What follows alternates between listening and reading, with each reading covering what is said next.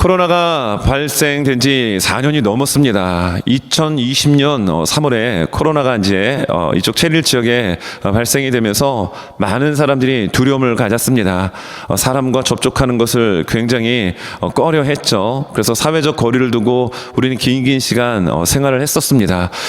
그로부터 한 6개월에서 1년 정도의 시간이 지난 즈음에 많은 교회들마다 설교 메시지의 중심이 리스타트, 다시 출발하자, 다시 시작하자, 그리고 리셋이라고 하는 이러한 주제의 설교들을 심심찮게 많이 들을 수 있었습니다. 왜 그랬을까요? 여러분, 코로나로 인해서 정말 신앙이 많이 다운되었기 때문입니다. 그래서 다시 시작하자, 리스타트, 그리고 다시 설정하자, 리셋이라고 하는 이야기의 설교들을 참 많이 들을 수 있었습니다. 여러분, 리셋이라고 하는 그 뜻을 한번 찾아보니까 이렇게 나오더라고요. 재설정, 초기화, 되돌리다, 다시 고쳐놓기. 여러분, 우리가 흔하게 사용하는 핸드폰 같은 경우도 뭔가 문제가 많이 일어나면 어떻게 하죠? 초기화 시키면은 문제가 대부분 해결되는 것을 여러분 경험하셨을 것입니다. 여러분, 코로나 때문에 우리의 신앙이 근간이 사실 많이 흔들렸습니다. 물론 저희 교회는 끊임없이 새벽에도 현장에서 예배드렸고 계속 예배를 드렸지만 어찌되었든 많은 교회들, 교회만이 아닌 모든 이 땅에 있는 조직들은 어려움을 겪게 되었습니다. 그래서 재설정하자, 다시 시작하자, 다시 초기화해야 된다라고 하는 이야기에 우리는 공감을 하게 됩니다. 여러분, 우리가 읽었던 이 열왕기상 17장에 나오는 이 엘리야는 어찌 보면 변방에 있었던 무명의 사람이었습니다. 그를 소개할 때 디셉 사람 엘리야라고만 소개할 뿐 그에 대한 가족사는 생략되어 있습니다. 대신에 이 엘리야를 통하여 하나님께서 얼마나 놀라운 일을 행하셨는지를 이 열왕기상 17장부터 열왕기 2장까지 쭉 가득 채워주고 있습니다. 여러분, 엘리야가 사역했던 그 시대 북이스라엘의 왕은 아합이었습니다. 북이스라엘의 19명의 왕 중에 가장 지독할 만큼 악한 왕이기도 하였죠. 그런데 성경은 이렇게 그의 아버지를 기록을 해주고 있습니다. 열왕기상 16장 25절에 그의 아버지 오므리를 이렇게 말씀하는데요. 오므리가 여호와 보시기에 악을 행하되 그 전에 모든 사람보다 더욱 악하게 행하여. 여러분, 이 오므리가 어떻게 왕이 되었을까요? 시므리가 있었습니다. 근데 시므리를 죽이고 오므리가 왕이 됩니다. 참 왕 이름이 참 뭐합니다. 시므리, 오므리. 아무튼 무리무리 이 사람들이 서로 죽이고 왕이 되었는데 오므리는 그 전에 있던 왕들보다 더욱 악하였다라고 이야기하는데, 여러분, 그의 아들 아합은 어땠을까요? 여러분, 성경 말씀 16장 31절에 이렇게 말합니다. 느밧의 아들 여로보암의, 이 아합을 말하는 겁니다. 여로보암의 죄를 따라 행하는 것을 오히려 가볍게 여기며, 그의 아버지 오므리 그 이전에 있던 왕들보다 더욱 악하게 하나님을 대적하고 우상을 섬겼는데요, 그의 아들 아합은 오히려 자신의 아버지 오므리가 했던 것보다 더욱 가볍게 죄를 지었다, 이렇게 말씀하고 있습니다. 이러한 때에 하나님은 엘리야를 그 북이스라엘 왕 아합에게 보내어 말씀을 전하게 합니다. 하나님의 말씀이 있기까지는 이 땅에 비가 내리지 않을 것이다. 그래서 이 엄청난 말씀을 선포한 후에 하나님은 엘리야를 급하게 그리시네가로 피신시켰습니다. 왜냐하면 죽게 생겼거든요. 그런데 가뭄이 너무 심하다 보니까 그리시네가의 물도 말랐습니다. 하나님 어떻게 하셨을까요? 오늘 성경 말씀은 8절에 여호와의 말씀이 엘리야에게 임하여 이르시되라고 나오지만 원어를 보면 and, 그리고라고 하는 단어가 나옵니다. 기근은, 가뭄은 점점점 심해졌는데 그때 시냇가마저 말랐을 때 하나님은 엘리야에게 말씀하십니다. 그래서 오늘 그 유명한 본문의 말씀이 진행되는 겁니다. 여러분, 시돈으로 가게 합니다. 그리고 그곳에 사르밧 과부를 만납니다. 먹을 것이 없어서 그거 만들어 먹고 죽으려고 했는데 그거 만들어서 내게 가져와라. 그런데 말도 안 되게 이 사르밧가부가 그대로 행하게 됩니다. 여러분 어떻게 되었을까요? 성경은 3년 반 동안 북이스라엘에 가뭄이 있게 되는데 사실 이건 재앙이죠. 엄청난 기근의 재앙이 그 북이스라엘에 있었을 때 3년 6개월 동안 그 밀가루통과 기름통에 가루가 떨어지지 않고 기름이 끊어지지 않는 놀라운 은혜를 경험하게 됩니다. 이게 오늘 본문의 내용이에요. 여러분 코로나로 참 많이들 힘들다고 합니다. 여러분들이 다니는 직장, 여러분들이 일구고 있는 사업장 가운데 여러분의 삶의 터전 위에 오늘 이러한 은혜의 축복이 강물처럼 넘쳐날 수 있기를 예수님의 이름으로 축원합니다. 여러분의 사업장에 밀가루가 마르지 않은 것처럼 위로부터 부어주는 주의 은혜가 여러분의 그 진행되어지는 일 가운데 마르지 않는 샘물처럼 끊임없이 샘솟는 기름의 축복이 있기를 간절히 원합니다. 이런 말씀 참 우리가 많이 들었습니다. 그래서 저는 그러한 메시지를 전하려고 오늘 이 본문을 택한 건 아니고요. 왜 하나님께서 엘리야를 시돈으로 보내셨을까? 엘리야의 입장에서 한번 말씀을 묵상하면서 거기에 좀 초점을 맞춰 말씀을 전하려고 합니다. 여러분 어제였습니다. 어제 5시 10분에 한 통의 전화가 울렸습니다. 여러분 목회자는, 특별히 담임 목사는 새벽에 전화가 오면은 깜짝 놀래요. 왜일까요? 목소리 듣고 싶어서 전화하셨을까요? 아니거든요. 뭔가 문제가 있을 때 새벽에 벨이 울립니다. 그래서 전화를 받았더니 새벽마다 1시간 일찍 오셔서 예배를 준비하는 권사님이 계십니다. 그 경권사님이 전화를 주셔가지고, 목사님 지금 안에 들어가려고 하는데 안에서 불이 번쩍번쩍 빛납니다 라는 거예요. 무슨 얘기죠? 여러분들은 잘 이해가 안 되실 겁니다. 저는 그 소리를 딱 듣고 알았죠. 아, 이게 지금 보안 이 파이어 알람이 울리면서 소리만 울리는 게 아니라 불이 번쩍번쩍 하거든요. 그 소리도 굉장히 요란합니다. 그래서 금방 가겠습니다라고 하고 급하게 준비하고 또 새벽 예배가 있었기 때문에 다녀왔습니다. 문을 열고 들어가니까 역시 그냥 막 번쩍번쩍 불빛이 번쩍이면서 엄청난 굉음을 울리고 있었습니다. 그래서 그 판을 열고 사이런스를 누르고 그리고 리셋 버튼을 누르니까 정말 초기화가 되면서 재설정이 되면서 정상으로 돌아올 수 있었습니다. 여러분 파이어 알람이 왜 울릴까요? 불이 났을 때 울리라고 만들어 놓은 겁니다. 그런데 저희 교회 주변은 워낙 숲속과 같은 환경이다 보니까 가끔 쥐들도 이 천장에 올라가서 소풍 가기도 하고 가끔 라쿤도 들어와서 쇼핑하다 들어가기도 하고 하는 그런 곳이다 보니까 짐승이 들어와서 설을 건들면 가끔 그럴 경우가 있어요. 소리는 많이 울립니다. 그러나 불까지 번쩍이는 경우는 제 기억으로는 딱 한 번인가 두 번째예요. 이게 흔한 일은 아닙니다. 여러분 알람이 울리면 경고하고 있다는 얘기입니다. 불이 났으니까 빨리 뛰쳐나가십시오. 뭔가 문제가 있으니까 정신 차리십시오라고 하는 사인입니다. 여러분 이럴 때 우리는 어떻게 될까요? 정말 불이 났다라고 한다면 급히 뛰어나와야 합니다.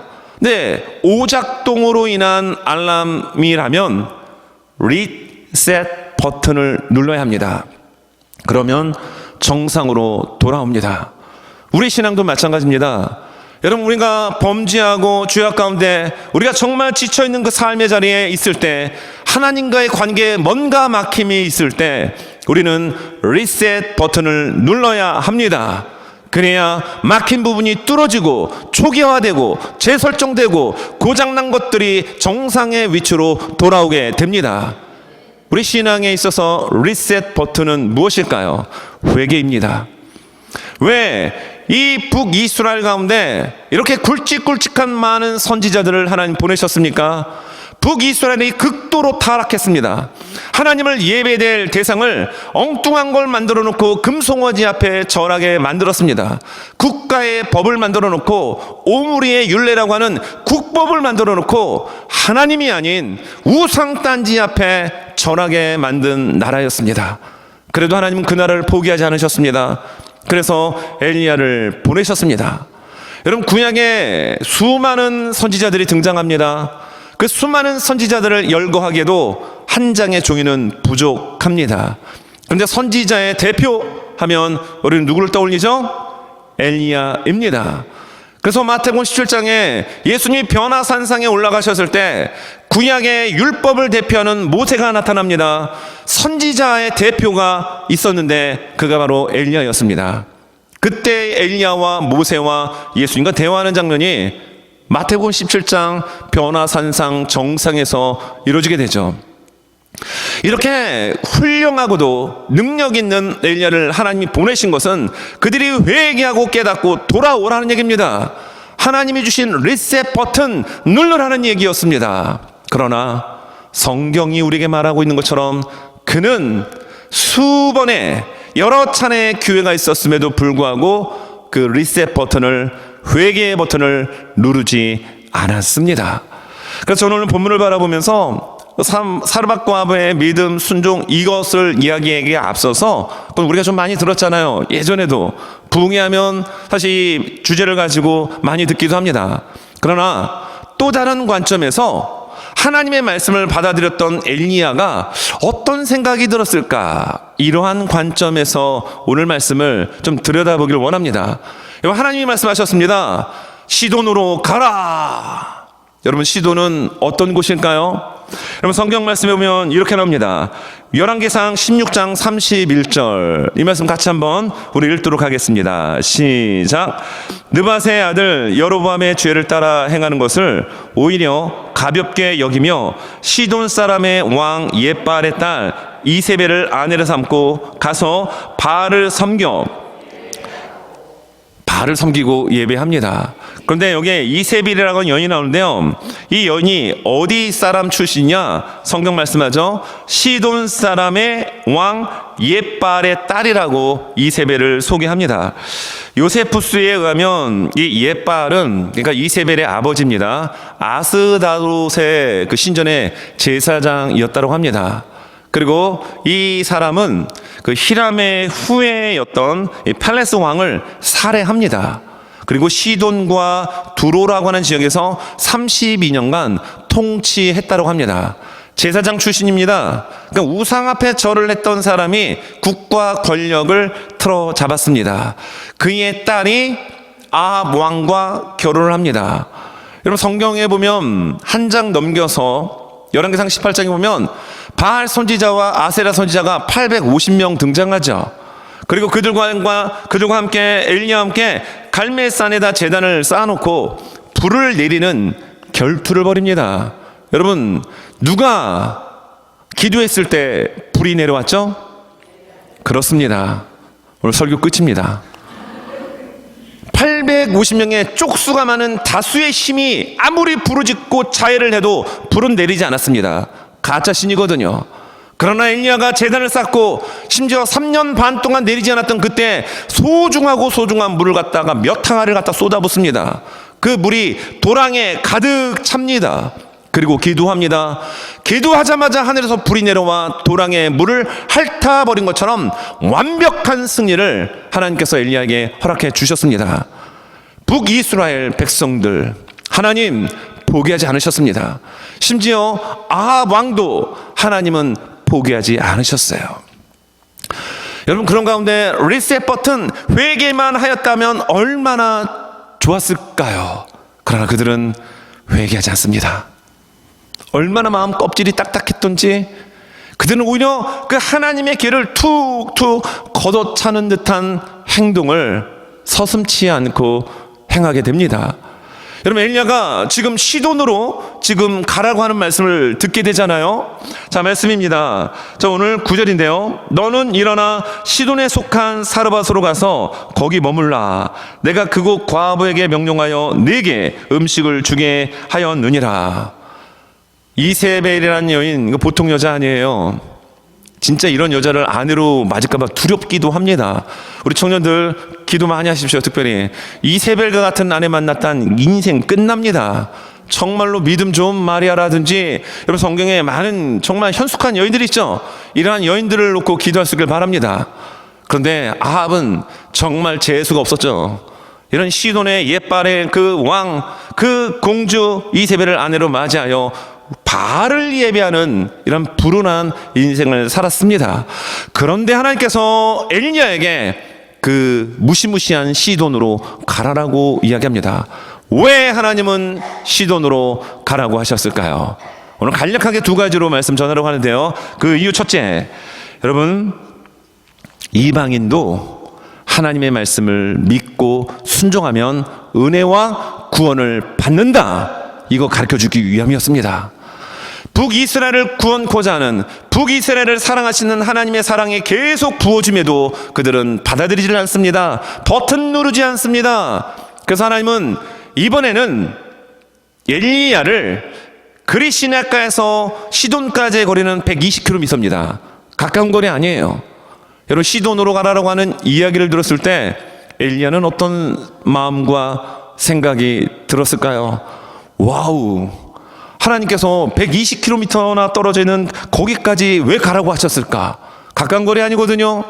분명 놀라운 하나님의 무언가 은혜가 있을 것이야. 그래서 좀 이상하죠? 왜 하필 과부 집이지? 그러나 엘리야는 순종하며 그 사르밧 과부의 집을 향하여 120km의 긴 여정을 걸어가기 시작합니다. 그러나 여전히 풀리지 않는 거, 왜 하필 가장 우상의 근거지인 그곳으로 나를 가라고 했을까? 우상이란 말만 들어도 경계를 일으켰던 엘리야. 그래서 과감하게 하나님의 말씀을 선포하고 전능하신 하나님, 유일하신 하나님을 드러냈던 엘리야가 가장 꺼렸던 것이 우상인데 왜 하필 시돈인가? 라는 생각을 하며 갔을 것입니다. 왜입니까? 이방인일지라도 하나님의 말씀을 믿고 따르고 순종하면 은혜가 임합니다. 이방인이라 할지라도 하나님을 믿고, 지금으로 말하면 예수 그리스도를 믿고 영접하면 하나님의 자녀가 됩니다. 이걸 가르쳐주고 싶었던 것입니다. 여러분, 북이스라엘은 그걸 보고 깨달았어야 되죠. 여러분, 오늘 여기에 나와 있는 이 시돈에 살고 있던 사르밧 과부는 결국 어떻게 될까요? 15절 16절의 말씀에 나오는 것처럼 정말 하나님의 은혜를 경험합니다. 자, 그가 가서 엘리야의 말대로 하였더니 요만큼 있는 가루 한 움큼, 조금 남아있는 기름 만들어서 음식 만들어가지고 먹고 아들하고 이제 죽으려고 했는데 그거 만들어가지고 내게 갖고 와라. 여러분, 그 말씀에 순종하기가 쉽지 않습니다. 근데 이 사르밧 과부의 위대함은 말도 안 되는 이야기에 따르더라는 얘기입니다. 여러분, 정말 성경에 보면 바알에게 무릎 꿇지 않은 7,000명의 사람이 있다라고 열왕기상 19장에 하나님께서 엘리야에게 말씀한 장면 나오죠. 어찌 보면 사르밧 과부는 바알에게 무릎 꿇지 않은 7,000명의 그 들어가는 한 명의 사람일 수도 있었습니다. 정말 순종하기 쉽지 않은, 따르기 쉽지 않은 이 말씀 앞에 이 여인은 순종하셨죠. 어떻게 됐을까요? 15절 16절, 그가 가서 엘리야의 말대로 하였더니 그와 엘리야와 그의 식구가 여러 날 먹었으나 여호와께서 엘리야를 통하여 하신 말씀같이 통의 가루가 떨어지지 아니하고 병의 기름이 없어지지 아니하니라. 몇 년 동안요? 비가 올 때까지 3년 6개월 동안 엄청난 기적을 이 사르밧 과부는 경험합니다. 하나님의 말씀을 믿고 따르고, 아무리 우상이 있는 그 시돈의 중심에 살고 있는 이 여인이랄지라도 하나님의 말씀을 믿고 따르면 하나님은 은혜를 부어주신다. 그리고 구원해 주신다. 아무리 멀리 떨어져 있는 이방인일지라도 하나님은 사랑하시고 구원하여 주신다. 여러분, 이 메시지가 바로 시돈으로 보낸 하나님의 깊은 뜻이었습니다. 여러분, 수많은 세월이 흐르고 난 다음에 말씀이 육신이 되어 이 땅에 오신 예수님께서 누가복음 4장에서 한 편의 설교를 하실 때 이 사르밧 과부를 꺼내와 이야기하십니다. 물론 본문은 사르밧이었는데 그때는 지명이 약간 바뀌어서 사렙다라는 지명으로 바뀝니다. 그 말씀이 오늘 성경 말씀 누가복음 4장 25절 26절인데요. 자, 이 말씀 같이 한번 읽겠습니다. 시작. 내가 참으로 너에게 이르노니 엘리야 시대에 하늘이 3년 6개월간 온 땅에 큰 흉년이 들었을 때 이스라엘에 많은 과부가 있었으되 엘리야가 그중 한 사람에게도 보내심을 받지 않고 오직 시돈 땅에 있는 사렙다의 한 과부의 뿐이었으며. 여러분, 이스라엘에도 수많은 과부들이 있었습니다. 그러나 이스라엘에 있는 과부에게 가지 않고 우상이 있는 시돈 땅에 있던 사르밧 과부, 그때 지명이 바뀌어 사렙다 과부에게 간 사람은 오직 이 한 사람이었다라고 예수님이 친히 말씀하고 계십니다. 우상의 근거지. 어떻게 보면 엘리야 입장에서는 이세벨이라고 하는 여인이 정말 두려운 존재였기도 했습니다. 그런데 그 우상의 근거지인 시돈 땅에 가게 하신 이유는 거기에 사르밧 과부가 있었기 때문입니다. 말도 안 되는 말씀 앞에 아멘. 내가 이거 먹고 내 자식과 죽으려고 했지만 내 인생이 이렇게 비참하고 뒤로 넘어져도 코가 깨지는, 정말 소위 말하여 정말 재수 없는 내 인생이었지만 당신이 하는 이야기를 내가 믿고 한번 따르겠습니다. 그랬더니 정말 그 말씀대로 3년 6개월 동안 밀가루통에 밀가루가 끊어지지 않았습니다. 기름통에 기름이 끊어지지 않았습니다. 무엇일까요? 아무리 이방인이라 할지라도 하나님 말씀 믿고 받아들이면 하나님의 은혜는 그에게 임합니다. 그리고 구원하여 주십니다. 여러분, 우리는 어떤 존재였습니까? 이런 사르밧 과부와 같은 존재였습니다. 죄인 중에 괴수였고 버림받았고 결핍과 정말로 말로 표현할 수 없던 그런 죄인된 나의 삶의 자리에 우리 주님이 찾아와 주셔서 여러분 죄악 가운데서 건져주심에 여러분 감사하십니까? 여러분 그 감사 변치 않기를 바랍니다. 여러분 그 구원의 감격, 이방인이었던 나에게 그 예수 그리스도를 통하여 생명을 부어주신 이 은혜를 내게 주시다뇨 라고 하며 진심으로 감격하며 감사할 때 여러분 하나님의 성령의 기름은 여러분에게 끊임없이 부어줄 줄 믿습니다. 어제였습니다. 어제 남부 뉴저지 통합 한국학교 졸업식이 있어서 저 순서를 하나 좀 맡아달라고 해서 어제 좀 오전에 다녀왔습니다. 그런데 거기에 이제 어린 아이들이에요. 엘러먼터리 스쿨인데 초등학교로 따지면은 뭐 한 1, 2, 3, 4학년 요 정도 아이들이 쭉 나와서 합창을 하는데 와, 저 그 합창 소리 듣고 정말 은혜 받았습니다. 어떤 분은 아멘 하시더라고요. 정말 은혜를 받았어요. 그 노래가 어떤 노래냐? 뭐 멋진 가곡이 아니고요, 동요였습니다. 그 류형선 씨가 작사 작곡한 모두 다 꽃이야 라고 하는 동요입니다. 정말 가슴이 뭉클했습니다. 한번 앞에 스크린 보십시오. 제가 한번 읽어드리겠습니다. 산에 피어도 꽃이고 들에 피어도 꽃이고 길가에 피어도 꽃이고 모두 다 꽃이야. 아무데나 피어도 생긴 대로 피어도 이름 없이 피어도 모두 다 꽃이야. 봄에 피어도 꽃이고 여름에 피어도 꽃이고 몰래 피어도 꽃이고 모두 다 꽃이야. 아무데나 피어도 생긴 대로 피어도 이름 없이 피어도 모두 다 꽃이야.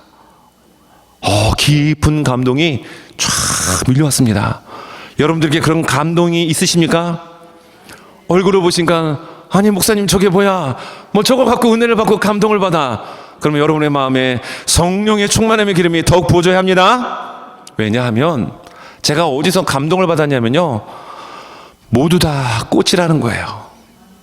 봄에 피어도 꽃이고 뜨거운, 정말 뜨거운 그 여름에 피어도 꽃이고 생긴 대로 이렇게 생겨도 꽃이고 조금 못생겨도 꽃이고 아무 때나 피어도 우리 모두는 꽃이야. 옆에 분들 한번 보세요. 꽃으로 보십니까? 어떤 꽃으로 보십니까? 잘생긴 꽃이요? 네. 한턱 쏘셔야겠습니다. 네. 옆에 계신 분이 어떤 꽃으로 보십니까? 네? 예쁜 꽃이야. 왜냐하면 마음이 예쁘기 때문에 예쁘게 보이는 거예요. 마음이 나쁘면 나쁘게 보이는 겁니다. 여러분, 하나님은 하나님 만드신 이 땅의 모든 피조물을 정말 아름답게 만드셨습니다. 만드시고 난 다음에 뭐라고 말씀하셨죠? 심히 보기에 좋았더라. 그런데 말씀으로 만든 존재가 아니라 하나님이 친히 진흙으로 이기시고 그 코에 친히 생기를 부어주셨습니다. 생명을 주셨습니다. 우리에게는 정말 예수 그리스도의 피 주고 피 뿌림 십자가의 그 처절한 죽음을 통하여 하나님의 자녀로 만들어 주셔서 종놈이었던 마귀의 종살이했던 우리의 신분을 하나님의 자녀의 신분으로 바꾸어 주셨습니다. 그래서 우리는 모두 다 꽂힌 거예요. 시온 땅에 우상이 있는 그 땅에 살아가는 어떤 무명의 힘없는 과부도 하나님이 보실 땐 영혼의 소중한 꽃이었던 거예요. 그래서 그 소명과 부르심을 받았던 엘리야는 어찌 보면 찰나의 순간에는 이해가 되지 않을 수 있었지만 왜 하필 가고 많은 그 많은 지역 중에 시돈입니까? 라는 생각 들 수 있었지만 거기에 누가 있었다라고요? 꽃이었던 구원받아야 될 하나님의 자녀인 사르밧 과부가 있었습니다. 아무리 이방인이라 할지라도 여러분 하나님이 보실 땐 꽃입니다. 여러분 우리 주변에 죽어가는 많은 꽃들이 얼마나 많은지요. 하나님의 시선, 하나님의 시각을 가질 수 있길 바랍니다. 여러분 머리 얼굴에다가 돈 투자 많이 한다고 예쁜 꽃 되는 거 아닙니다. 어디에다가 투자를 해야 정말 아름다운 영혼이 될까요? 우리의 심령에, 오늘 성령 강림절이죠. 하나님의 영 성령으로 충만할 때 여러분 가장 아름다운 꽃이 될 줄 믿습니다. 여러분 두 번째는 왜 하나님께서 시돈으로 가게 하셨을까요? 그 이유는 하나님의 자녀는 아무리 어떤 힘든 상황에 있다 할지라도 하나님께서 지켜주신다, 이거 가르쳐주기 위해서예요. 이미 엘리야는 경험했죠. 변두리에 이름도 없는 깡촌 출신의 무명의 선지자, 내세울 것 없었던, 그래서 보통 선지자는 누구누구의 아들에게 말씀이 임하였다. 그런데 엘리야는 가문이 안 나옵니다. 내세울 거 없는 겁니다. 별 볼 일 없습니다. 디셉이라는 지역도 유명하지 않은 무명에 가까운 그런 곳입니다. 그런 한 사람을 불러 일으켜서 하나님은 말씀을 전하게 하셨고, 그리고 그릿시네가에서 경험했잖아요. 여러분 까마귀가 날라다가 주는 음식 커야 얼마나 크겠습니까? 여러분 스테이크 집에 가면은 미국 저 처음에 와서 깜짝 놀란 게 스테이크가 제 얼굴만 하더라고요. 와 진짜 뭐 얼굴만한 게 탁 나오는데 그냥 먹을 수가 없을 정도로 너무 컸습니다.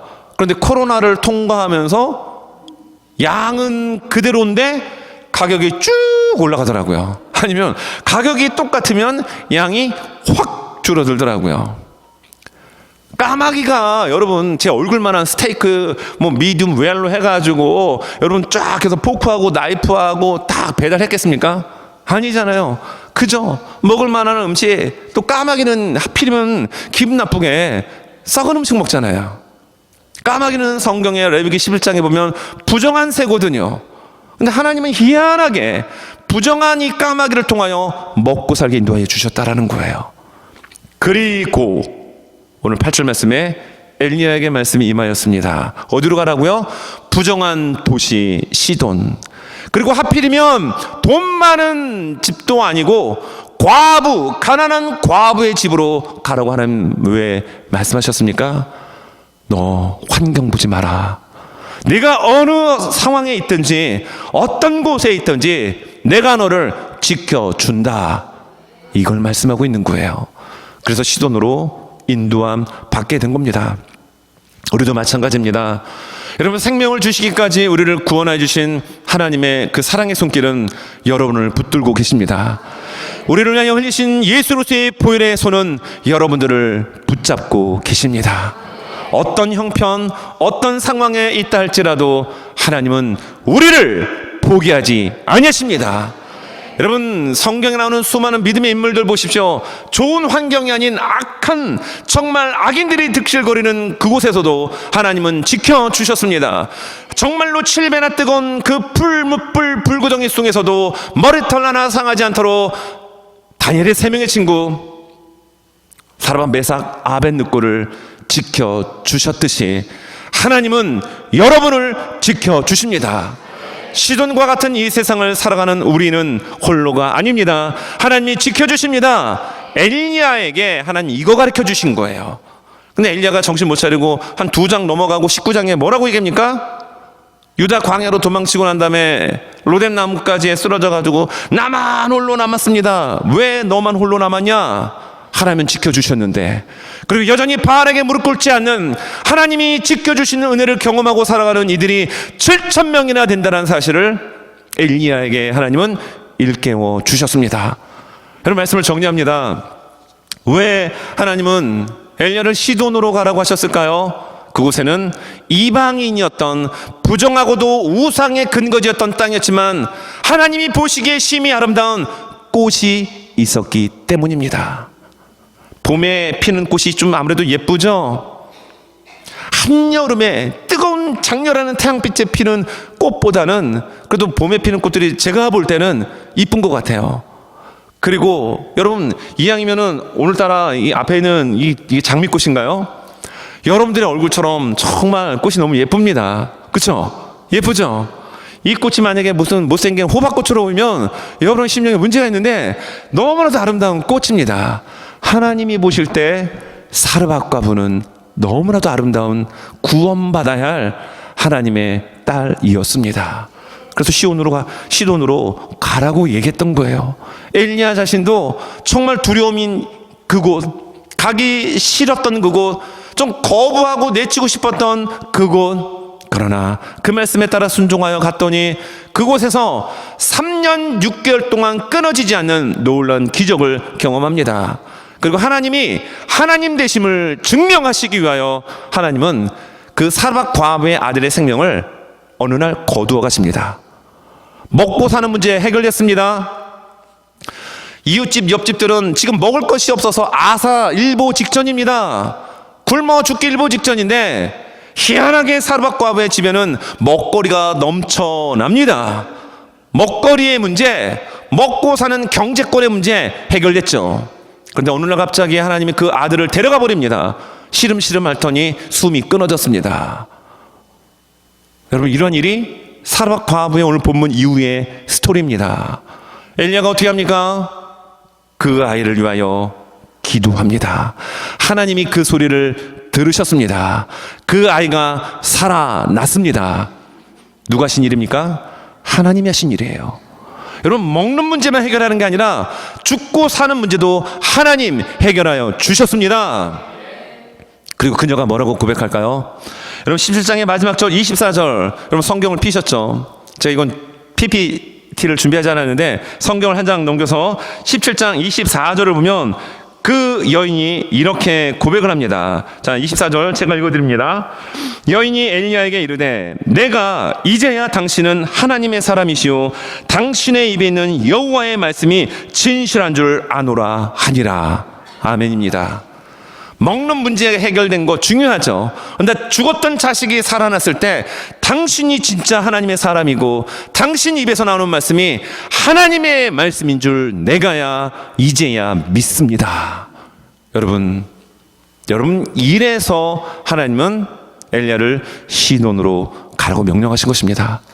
말씀을 마무리하면서 여러분의 가정 가운데 여러분 여전히 이방인의 위치에 아직 예수를 믿지 않는 이들이 계십니까? 내가 볼 때는 정말 별 볼 일 없고 결핍과 어려움과 제대로 되지 않는 그런 친구들이 주변에 있습니까? 여러분, 괜찮습니다. 하나님이 보실 때 그들은 모두 아름다운 꽃입니다. 구원받아야 될, 예수로서의 생명이 들어가야 될 아름다운 하나님의 자녀들입니다.